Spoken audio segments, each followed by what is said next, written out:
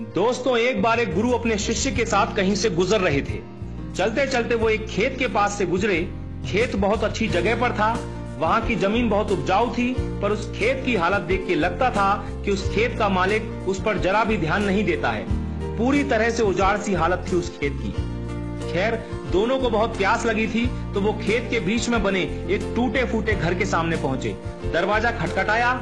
अंदर से एक आदमी निकला। उसके साथ उसकी पत्नी और 3 बच्चे भी थे। सभी फटे पुराने कपड़े पहने हुए थे। गुरु ने पानी मांगा। उस आदमी ने उनको पानी पिलाया। फिर गुरु ने उससे पूछा कि भाई साहब, आपके पास इतना बड़ा खेत है, ना वहां पर कोई फसल है, ना फलों के कोई पेड़ हैं, आखिर आप अपना गुजारा करते कैसे हैं? आदमी ने जवाब दिया, जी हमारे पास एक भैंस है, वो काफी दूध देती है, उसको बेच के कुछ पैसे मिल जाते हैं और बचे दूध का सेवन करके हमारा गुजारा चल जाता है। चूंकि शाम काफी हो गई थी, तो गुरु और शिष्य ने रात को वहीं रुकने का तय कर लिया। आधी रात को जब सब गहरी नींद में सो गए, तब गुरु ने शिष्य को उठाया और कहा कि चलो चलो, हमें अभी यहाँ से निकलना है, पर जाने से पहले हम उस आदमी की भैंस को पहाड़ से गिराकर मार डालेंगे। ऐसा करने का शिष्य का जरा भी मन नहीं था। उसे यह बहुत गलत लगा, पर वो गुरु की बात को टाल नहीं सका। तो वो भैंस को मारकर रातों रात वहां से गायब हो गए। ये बात शिष्य के मन में बैठ गई थी।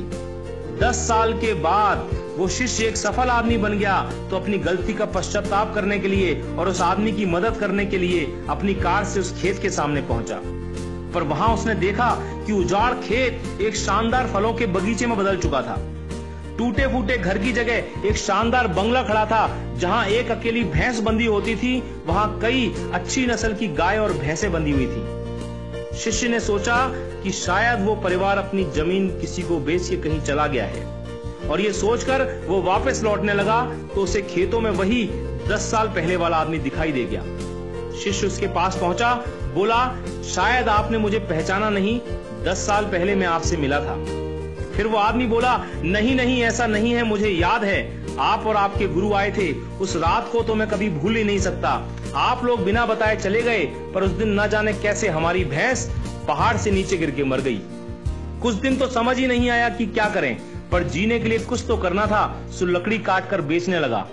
पैसे आए तो खेत में बुआई कर दी।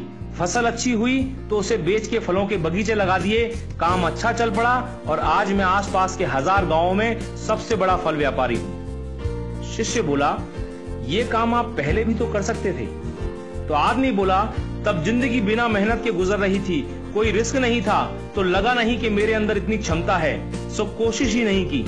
पर जब भैंस मर गई तो हाथ पांव मारने पड़े और फाइनली मैं यहां तक पहुंच गया। दोस्तों, कई बार हम भी परिस्थितियों के इतने आदी हो जाते हैं कि उसी में जीना शुरू कर देते हैं, चाहे वो कंडीशन कितनी भी बुरी क्यों ना हो। यहाँ तक कि हम अपनी नौकरी से कई बार इतनी नफरत करते हैं, पर फिर भी उसे पकड़े पकड़े जिंदगी बिताने लगते हैं। कई बार नए अवसर के बारे में हम बस इसलिए नहीं सोचते क्योंकि पुराने से हमारा दाल रोटी का खर्चा निकल रहा होता है। हम डरते हैं रिस्क लेने से, और सिर्फ इन्हीं वजहों से हम कभी अपने फुल पोटेंशियल को रियलाइज नहीं कर पाते। हम अपनी क्षमताओं का पूरा उपयोग नहीं कर पाते, जिससे हमारी लाइफ कहीं बेहतर बन सकती है। दोस्तों, सोचिए कहीं आपकी लाइफ में भी कोई ऐसी भैंस तो नहीं है जो आपको एक बेटर लाइफ जीने से रोक रही है। आपने कहीं उस भैंस को बांध के तो नहीं रखा है, और यदि लगे कि ऐसा है तो आगे बढ़िए, हिम्मत करिए और काट के फेंक दीजिए उस रस्सी को जो आपको बांध के रखी हुई है।